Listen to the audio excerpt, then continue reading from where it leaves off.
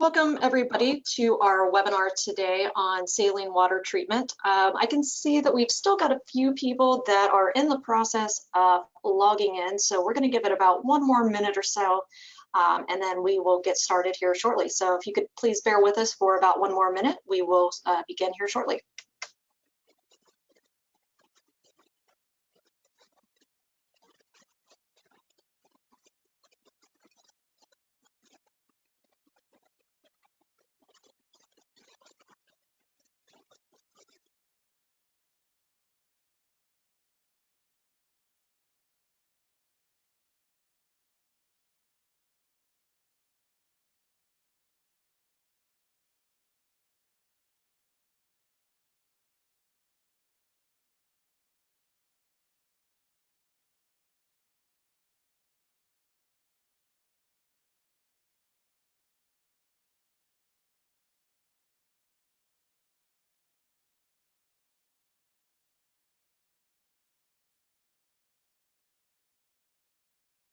Welcome everybody to today's webinar. My name is Jill Browning and I will be your moderator for today's webinar on saline water, unlocking the potential for this water resource.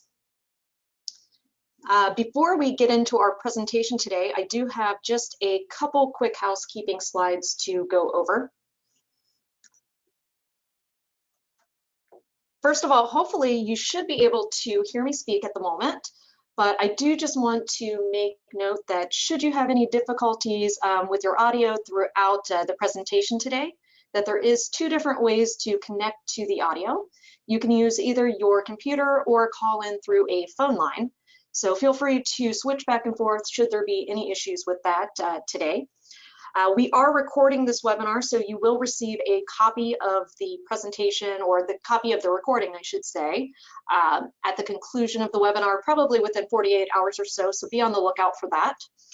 And also, due to the large number of attendees that we've got on the lines today, we have gone ahead and muted everybody's line, but no worries, you can still interact with our speaker. And in terms of interacting with our speaker today, you can ask your questions through the questions panel at any point throughout the webinar. And also, I do want to mention that at the end of the presentation today, we do have some time set aside for a Q&A session with our speaker. So please do feel free to ask any questions that may come to mind, and we will try to get through as many of those questions as time allows. Today's webinar is one of many in our Veolia Water Tech Talks program that is happening throughout the year. If you're interested in signing up for any additional webinars that we are hosting, please feel free to go over to www.veoliawatertech.com to take a look and register. On the screen here, you can see we've got two upcoming webinars happening throughout June, so feel free to take a look at that, and we are continually adding webinars throughout the year. Additionally, we have made available our collection of on-demand webinars that we've conducted over the last couple years. You can access more than 50 on-demand webinars, again, over at that www.veoliawatertech.com URL. So please feel free to go over to our website and browse through the various topics to see if any of those may be of interest to you. One other quick housekeeping note that I've got is a PDF participation certificate will be made available to you at the conclusion of the webinar. You should receive that probably within 24 hours or so of that. So if that is something of interest for you, please keep an eye out in your email, and that should be available probably tomorrow. And then also, I do want to just mention briefly that at the end of today's webinar, you will receive a quick survey requesting your feedback. It should take no more than a minute or so of your time. And for those of you who do complete that survey, you'll be entered into a drawing for a chance to win a $25 Amazon gift card. So if you would be so kind as to fill that out for us, we do greatly appreciate any and all feedback. Now, before we hop into the main part of our presentation today, if you are not familiar with Veolia Water Technologies, we are a leading water and wastewater technology provider, And we offer our clients a variety of different technologies, services, and project options. You can learn more about us over on our website, and also feel free to reach out to me today at the conclusion of our webinar. Also, I do want to mention that we support our clients through a variety of different markets, whether it's through a variety of different industrial and also municipal markets to help support their water and wastewater needs.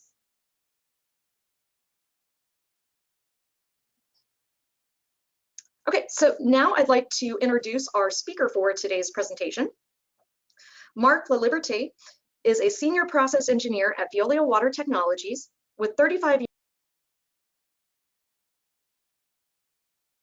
He specializes in issues of water quality and quantity, treatment of industrial wastewater, treatment of makeup water, and water management. He is focused in the last 10 years in merging seamlessly chemical and biological treatment processes. And with that, I'd like to now turn it over to Marc to talk with us today a little bit more about saline water treatment.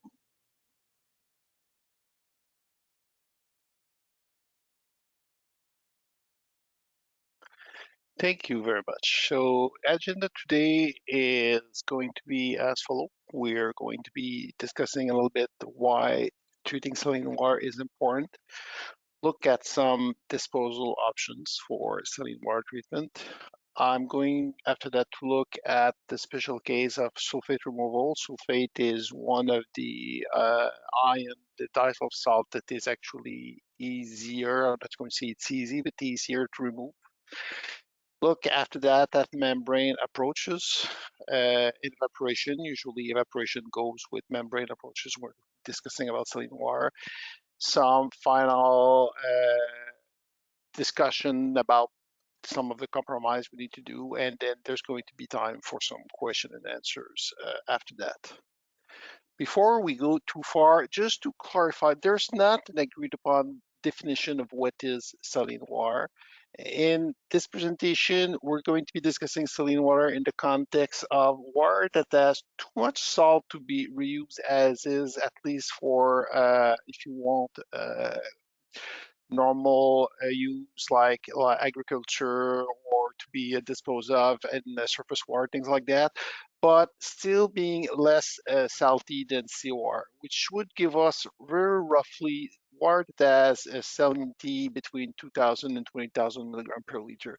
And I do understand that actually some people have different definition. Actually, as I said, there's no convention what is saline water. Saline water is water too saline to be disposed in surface water, but still less than seawater in the context of this presentation.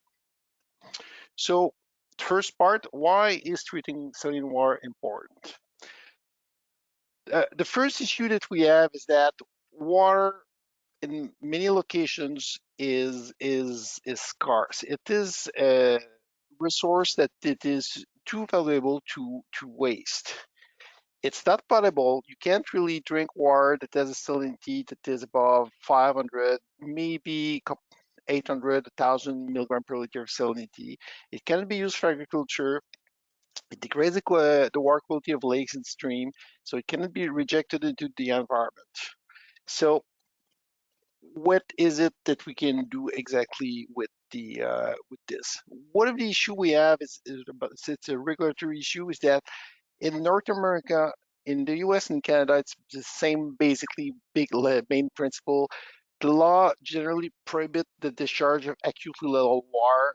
And what does that mean is that if the water that is discharged kill more than half the fish or the daphnia, depending on the where you are, it can be the rainbow trout, it can be the fatted minnow or something like that. But if more than half the fish dies, the water is defined as being acutely lethal, and you cannot discharge water that is acutely lethal in the environment. All the species that we just named there are actually freshwater species, and they are simply not resistant to saline water. So if you discharge water that contains salts, even if the salts are stuff like sodium chloride or sodium sulfate or magnesium sulfates, which are not ion that by themselves are very much toxic. If there are enough of those, the species that we just named, they are going to die. So they are you are then considered to be discharging acute little water. So you are in a country of you are actually discharging something that you're not allowed to discharge. What disposal option do you have then? Well, actually, I want to introduce two options first: injection well and discharge to see before we go into more, if you want, conventional approaches. Injection wells are something that we often overlook because it's not something that is used extensively outside of the petroleum extraction industry there.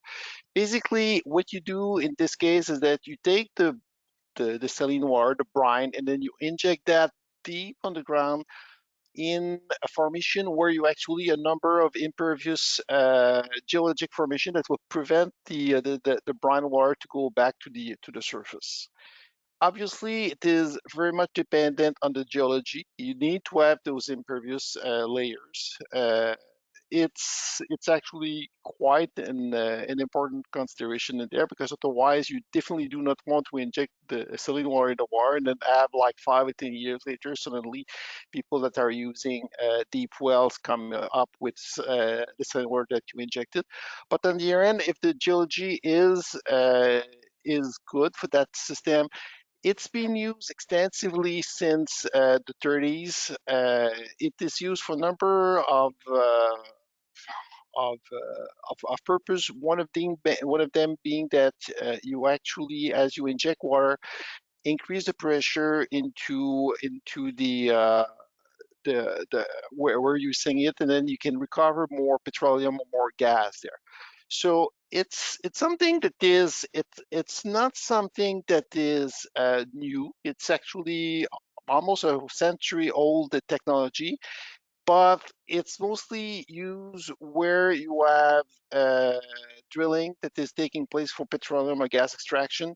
Some jurisdictions are refractory to use of injection wells. Injection wells, however, have the main advantage. It's actually a low energy requirement process. And when we're going to compare that to other options later on, it's actually one of the cheapest and most innocuous strategy that you can have. I'm going to stop there. I know that not everywhere it is accepted, but I mean, when you can, it's actually a fairly good option you have. The other approach is obviously sea discharge. It is saline water discharging saline water into the sea is not this a problem because obviously you still have the same requirement as before. The water still can be acutely lethal, but at least in Canada you can use different species, and the different species that we use are actually resistant. They've been selected so because there are seawater species. Uh, so it is possible to discharge to sea. One of the issue that you have there is that obviously it's only possible if you're located close to sea, and I would say within a couple of kilometers, maybe 5 or 10 kilometers would be possible, but anything longer than that become very, very difficult. It's been made possible in Canada only recently, in 2018. Not every province have jumped on that bandwagon. I know that some provinces still don't have regulation that pertain to seawater discharge. Some provinces allow it. It because the Fed allow seawater discharge. It's something that could be considered. I want also to add that it's not because that you discharge to sea that you do not require treatment. You will still need to remove heavy metals and make sure that the pH is correct and make sure that you don't have TSS in the water, but at least you don't have to worry about the dissolved salt as sodium and potassium and magnesium and fluorides and sulfate stuff that is difficult to remove. Uh, Sorry, wrong click. Before going into any further into the treatment, I want to discuss about sulfate removal. Why sulfate removal? Sulfate is one of the ions that is actually easier to remove. It's also an ion, and an ion that is formed extensively when you have acid mine drainage. Typically, that happens when you have sulfide and sulfide get oxidized. So it's something that we can find at quite uh, quite extensively in some sites, and it's something where we do actually have solutions.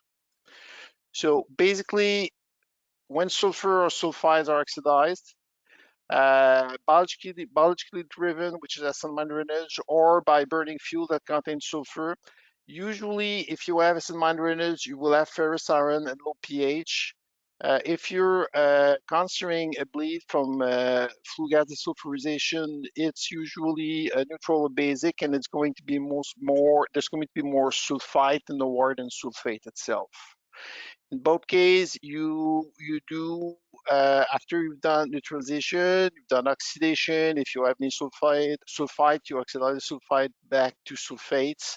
You did metal removal, so you remove all the heavy metals in there. So you did all you could. The water is now neutral, no longer contain heavy metals, but you still have too much sulfate in the water to be discharged because sulfate in high enough concentration are toxic. So what do you do? Well, if you cannot dispose of the aqueous wastewater by deep well injection or by sea discharge, you will need to precipitate the sulfate. The first thing you can do is to use lime and then produce gypsum. So basically, you take lime, which is calcium hydroxide, react that with the sulfate, and then you will be producing gypsum, which is the an hydrate of calcium sulfate. It's not necessarily the hydrate, but anyway, it's an hydrate of calcium sulfate. Uh, the concentration you can achieve is roughly 1500 milligram per liter if you don't have too many soluble cations in the water. Obviously, if you got a ton of, say, magnesium or sodium, that may be a little bit than that, but okay. I've seen case where acid mine drainage at the 10,000, 15,000 ppm. So with that, you can reduce to 1500. So you still have something like 90% reduction, which is not bad actually. Normally, the gypsum is not suitable for reuse, but I mean, it's a fairly cheap process and it's quite easy to go there. The water after treatment at 1500 still cannot be used for most applications. Definitely cannot be used for drinking water, definitely cannot be used for agriculture. So, okay, it's better 1500 than 15,000, but we're not there quite yet. The next approach here is to go with ettringite precipitation. Ettringite, it's a double salt of calcium and aluminum. Uh, it is something that is much less soluble than gypsum. And then if you go with the transient precipitation, you could achieve values of 100 ppm, maybe 150, 100, maybe 75, depending on the excess of regions you are putting there. At those level, the sulfates are no longer an issue, and you can actually use the water for use there. Uh, Sulfate in general below 500 ppm of sulfate, you are considered in general to be safe for agriculture. Obviously, it may depend a little bit on the local jurisdiction, but typically the rough cutoff point is 500 ppm, and we're way below that using intrinsic precipitation. Both gypsum and intringite have similar behavior. There are slow reactions. Scale can be a major issue. If it's not well controlled, both intringite and gypsum have a tendency to form scale, and scale is a major operational concern. They will require seeding in order to minimize that scale, so you probably need to have some form of sludge circulation. Those are things that we know how to deal with, but this should be kept in mind. Just dumping lime into acid mine drainage and then hoping that you're not doing anything else, you will have a lot of pain with that because you will see a lot of scaling all over the place. The main OPEX for ettringite, it's the aluminum. As we said earlier, ettringite is a double salt of calcium and aluminum, so the aluminum is added as alumina. Alumina is actually much more expensive than lime, so that's your main driver. It's possible to recover the alumina, but I mean the capex is much higher, and usually, unless you have very large installation, you don't recover, so you just have to bite the bullet and then go with the cost of aluminum hydroxide. Uh, that's basically it. Here's a flow sheet, what it will look like. Basically, the first place you add the lime, precipitate the gypsum, then you go into a second stage, you add the aluminum as alumina, and then you would have eventually at the bottom right aluminum regeneration. Uh, it's process that work actually quite well, but as I said, the economics, at least for the aluminum regeneration, don't work well with small plants. But if you have a large plant, it's something that can be actually quite easy. If you have a small plant, then you just basically go in and straight gypsum flow by trinsite. The gypsum that we produce in this process is not commercial gypsum. Uh, there is a market for commercial gypsum. It is possible to produce commercial gypsum with this process, but do you have a number of quality requirements such as colors, heavy metals, class of salts, crystal length, the water content, everything. So basically, what's that telling you is that if you want to produce commercial gypsum, it will require a dedicated plant where you have especially washing step for the gypsum. That's typically not economical for small installation, but on the other hand, if you have a large installation, it can definitely be something that should be looked into. Other options, barium. Barium is often used as precipitate, especially for smaller scale applications. Barium sulfate is very much insoluble, but it requires the use of barium chloride. Barium chloride is very expensive, so you do that when you have small plants. It's also a slow reaction, also have scaling issues there, so it's similar in concept to gypsum and trinsite. So you need to have a sludge circulation, good reaction, seeding, and everything. Biological surface sulfate removal is also possible, similar in concept to the denitrification. Instead, you produce elemental sulfur or hydrogen sulfide instead of nitrogen gas. It's not something that has been extensively studied. There are a couple of plants that use biological sulfate removal. It's worth considering if the sulfate level are not too high, and especially if you already are going to have for either identification or selenium removal, if you're already going to have a biological reactor, it's actually something that should be considered because you already have all the setup and everything. So you're just adding maybe one more step, and it can actually work quite well. Well, what if you don't have sulfate in the water, or what if you don't only have sulfate in the water and you have a lot of our ions? Well, the next step there that we're going to talk about is membrane options. And then membrane are used to separate the liquid into two different fractions. You will have a fraction that we are going to call the permeate that contain less dissolved solid, and then you have a fraction called the concentrate that is going to contain most of the dissolved solids. And basically, the line in the if you want the membrane speak, the recovery from membranes is the percentage of the water or the feed water that is going to be produced as permeate. So a water that has a 70% recovery rate means that 70% of the feed is recovered as permeate. So that's the good water with less dissolved solid. And obviously the balance, which is in this case is 30%, is going to be the concentrate. Uh, One thing to point out is that it doesn't, membrane obviously don't destroy or they just simply move dissolved solid. So whatever number of kilograms or pounds or whatever of dissolved solid you add to your feed water, it's going to be at the end still there to deal with. Uh, Obviously, there is something called osmotic pressure. Basically, the higher the concentration, the higher the osmotic pressure. So in order to force water to go from a dilute feed to a concentrated concentrate, then you need to fight that osmotic pressure. So you need to apply pressure. You have two different type of membrane that you can use. One is nanofiltration, one is reverse osmosis. Nanofiltration usually they require less pressure because the univalent ions will go through. Reverse osmosis require more pressure because it actually retain most, not all, but most of the ions there. And honestly, that's a very, very fast 1 minute elevator speech on membrane. It's much more complex than that, but at this point in time, I just wanted to cover some basic information on membranes.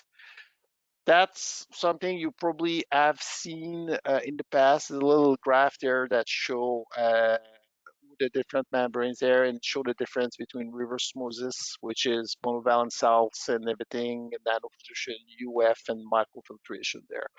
Uh, if you're talking about salinity control, you depending on the application, sometimes you have divalent salts. Actually, magnesium sulfate is a very good example. Magnesium sulfate, it's both divalent. Magnesium is divalent, sulfate is divalent. So if you have a solution that contains a lot of magnesium sulfate, nanofiltration would actually work very well.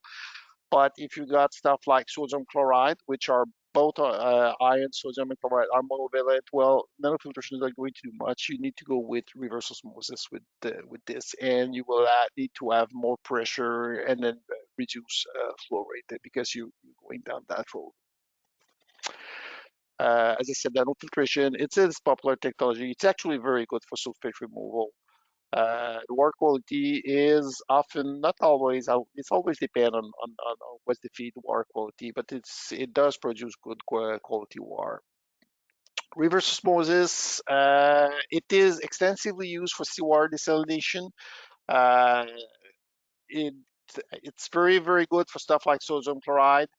The permeate is going to be very, very, very pure, but that's actually an issue because fish don't live in distilled water. So if you put fishes in a permeate produced by reverse osmosis, the fish are going to die. And again, if we go back to regulatory issue there, regulatory issue asks that we do not kill fishes in the treated water. So we will actually have to add some dissolved salt bulk back in the water just to make sure that we don't cause a toxicity issue.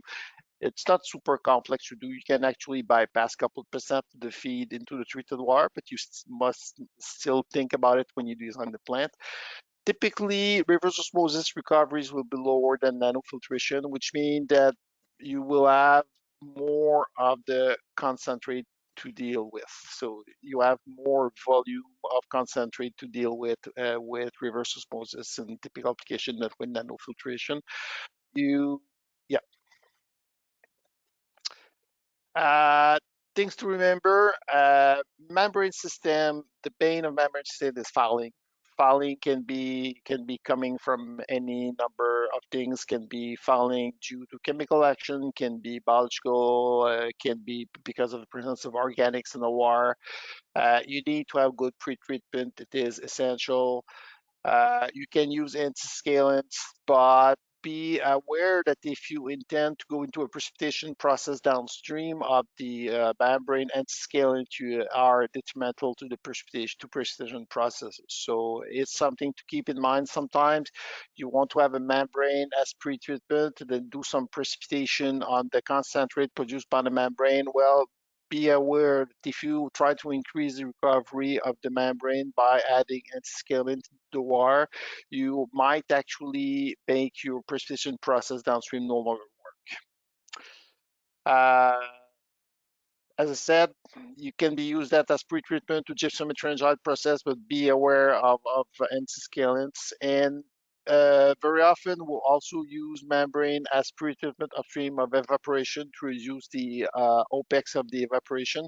Obviously, when trying to evaporate water, the more water you have to evaporate, the more costly it's going to be because it requires a lot of energy. And if you can cut the volume by half or whatever number, then that directly reduce the OPEX of the system. Evaporation is the next step because, as I said, uh, we have to consider the concentrate, and very typically once you have a concentrate, you have discharged what you couldn't permeate. There's nothing more you can do with a concentrate. This dust also are still in the concentrate. The next thing to look into is evaporation. So basically, evaporation, it's removal of the solvent, in this specific case, typically water, and then you will have a concentration of the solute. Eventually, as you keep removing water, you will start to have precipitation because water, the solution will become super saturated. That becomes evaporative crystallization. One of the things that is important in those processes is that as you increase the concentration, uh, scaling corrosion become issues.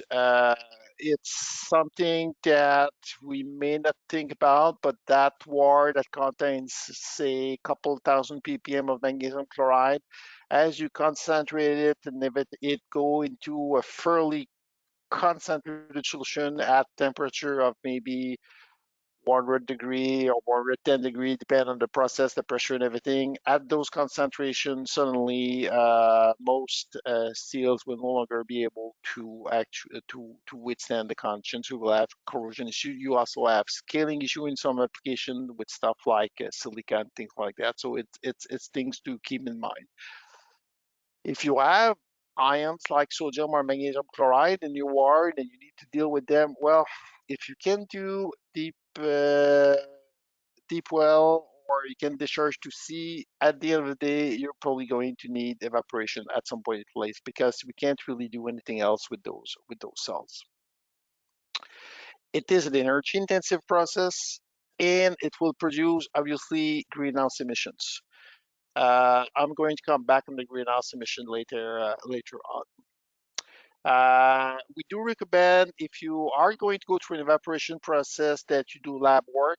Lab work will confirm what's happening, stuff like the boiling point rise, the BPR, which basically tell you that as you concentrate the solution, its boiling point increase. Questions like solubility, viscosity, do you have foaming, do you have scaling, what's the quality of the distillate? I mean, distillate is supposed to be pure water, but actually, if you have volatiles in your water, the volatiles might find their way into the water. And a typical example is that if you've got ammonium salts as in the water, even if you have low concentration of ammonia salts in the water, as you concentrate and increase the temperature, eventually part of the ammonia is going to make its way into the vapor phase, and as you condensate, then suddenly you've got free ammonia into your distillate, which might require treatment because ammonia, especially in pure water, is also toxic for the fishes. Uh, Piloting is not often required. You may need to do piloting and not do piloting by pushing there of lab testing. But piloting, it's really we build a unit that is designed to treat your water. We'll do that, especially if you have complex or unusual streams. It's not something that is done often, but if required, is something that is possible. Material construction are a major concern for evaporators. High temperature and high salinity mean corrosion. You will probably need to end up with stuff like stanium, acetylene, Conel, modal, stuff like that. Uh, it's actually all of those metals, by the way, mean that it's probably going to be quite expensive. You need to have someone as industry experience and you need to do testing. This is actually one of the things that is tested in the lab when we do the test. We'll do typically a coupon test to make sure that the the material that is used into the evaporator can withstand the conditions. Most evaporative process will involve some pressure. I'll say most because you actually have systems that work under vacuum condition, but I mean often you have pressure into the system, at least on the steam side. Uh, In Canada, pressure vessels are regulated at the provincial level. In the US, it's at the state level. It's important to make sure that the manufacturer provide you with something that is conformant to your local regulation. Unfortunately, the way that the regulations are made, what is legal in one place may not be in another. So you need to have someone who's familiar with your local jurisdiction and make sure that whatever equipment is provided actually will actually meet the requirements. I'm not telling you this is super complex. Actually, there are a lot of pressure equipment and pressure piping out there. It's just that it's something that is often overlooked because we say, yeah, it's okay, we're treating water. Well, actually, yes, you're treating water, but you will probably have steam and you may have pressurized vapor in there, and then it's just make sure that whatever you have meet whatever regulatory obligations that you have to meet there. In Canada, especially the way it's done, it's province by province, and it's kind of painful to have to deal with all those different regulations. Just very briefly, we have two lines of evaporators.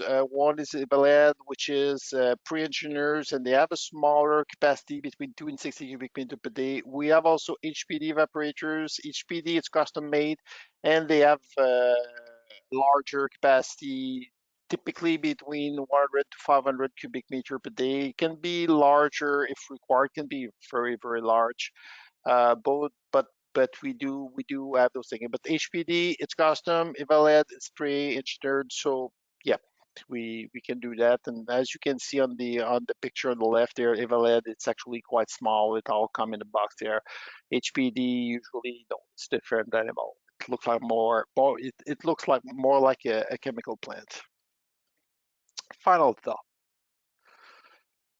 Okay, salinity treatment, as you can see, is possible, but it can become quite complex, and it's important not to underestimate it is possible to do. If you can, and I say that it's written there sometimes, but if possible, it's better, in my opinion, to try to control salinity at the source. What is causing salinity? What is causing the presence of diethyl salt in the water? Because it's expensive to treat salinity. If you can actually figure what's causing the presence of diethyl salts and then control that at the source, you may actually have a much better mousetrap than whatever else we can do with this. If you have soluble salts like chlorides of sodium and calcium, or magnesium sulfate. Those salts are especially expensive to remove. There's not really any way to precipitate them. So if you have any of those salts in the water, you will probably at some point in time need to go with membrane and evaporation. Again, assuming that you don't have deep well injection or sea discharge. Evaporation is a solution to every salinity problem. So that's easy, but it's also the most expensive. And it's something to keep in mind if you have, especially if you have large flow. I mean, evaporation can become extremely expensive. And we have had example where plants in CapEx were well over $100 million to treat by evaporation a waste stream. If there are no other ways, it is possible. But yeah, bear in mind the cost. The other issue you have with evaporation is that you are treating water, so you are not treating cubic meter of water, but you are emitting tons of CO2 emission. And at some point in time, there's a discussion to be had with the regulators. Okay, I'm treating that many cubic meter of water per day, per year, or whatever it is, doesn't matter. But I'm also emitting CO2 because I need to eat for evaporation. So I need to produce my steam by some way, or maybe the power for my compressor, whatever it is. So at the end of the day, is it worth it? And I don't have an answer to that because obviously it is very, very, very case specific there. But at some point in time, it should be a discussion that you have with the regulators. If you are telling me that to treat 20 cubic meter per day, you're going to be producing 100,000 tons of CO2 per year, I'm going to ask you is it worth it? And I don't know if it's worth it or not, but I mean it's something that we should question. And at the very least, you should ask whoever does the treatment to provide you with the tons of CO2 emission that the treatment is going to require. At least that way you can have a discussion. If you need to treat because you can't control at the source and there's no other option, I really insist on that. It's not really water treatment as such, but I mean, if you could consider deep well injection is really by far the cheapest option that you can look at, or sea discharge, obviously, if you are located near the sea. Uh, they both have issues, especially the regulatory issue, but I mean, those are probably the options that should really be looked into. And finally, sulfates remain the easiest salt to remove by far. So if it's an issue not with chloride but sulfates, it's something we can actually treat fairly well, and we have a number of options for that. And with that, we are at the questions. Great. Thank you very much, Mark, for that very informative presentation. I just want to remind everybody that should you have any questions, to feel free to type those over in the questions panel. And with that, that will kick off our Q&A session here. Mark, one of the questions is, let's see, if you use lime to precipitate sulfate as gypsum, could you sell the gypsum? Yeah, we covered that briefly in the presentation. The short answer is it is possible. There are actually plants producing commercial gypsum out there. But usually this would be with larger operations. You want to be able to produce truckloads per day of gypsum. And you will require to have a step to clean the gypsum because the commercial gypsum need to be fairly clean, washed out of dissolved salts and heavy metals and things like that. But if you have large operation, it's worth it. You don't sell gypsum for much. I mean, it's been a couple of years and I've looked at the price, but typically it's going to be a couple tens of dollar per ton, so it's not a lot. But if you consider that if you don't sell it, you need to dispose of it into a waste dump. Well, I mean, it's much better to get $20 or $30 a ton than to pay $50 or $100 to dispose of it. So definitely for larger plants, gypsum, commercial gypsum should be an option that you consider, but you do need to have a dedicated, I'm going to call it a dedicated washing step if you want to do that. Great, thanks. Another question here regarding evaporation. What do you do with the salts once you do the evaporation? Very good question.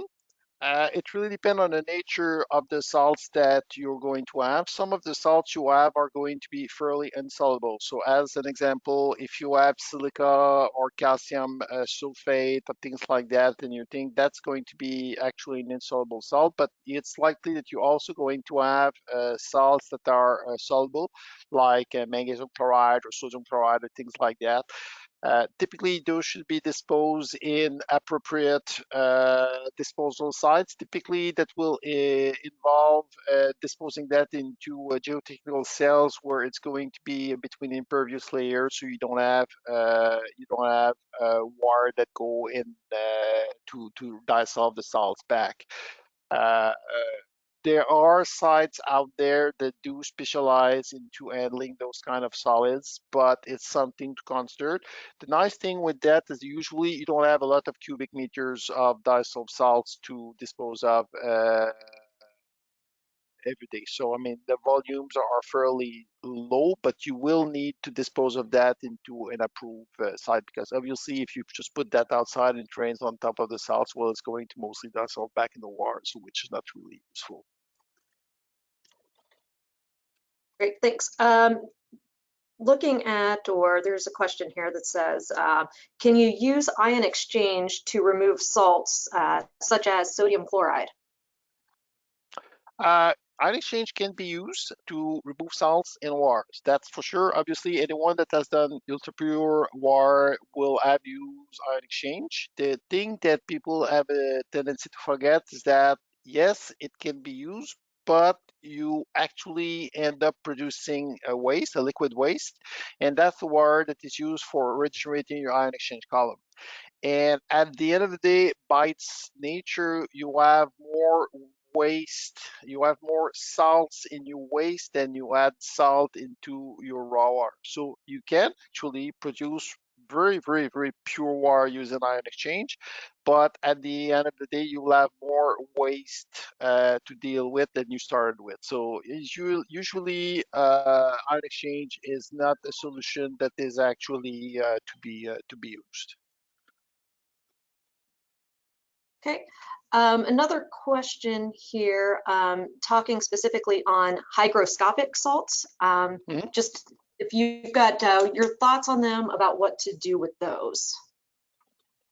I'm not sure. I mean, it's a very general question. I'm not sure what is the question. There are some salts out there that actually have a very high concentrate, a very high tendency to absorb water.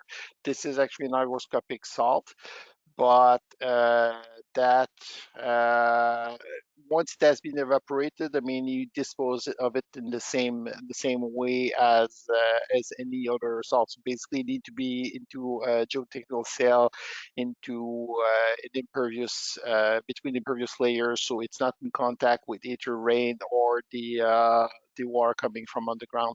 I'm not sure if I answered the question because I'm not sure if I understand what is the question.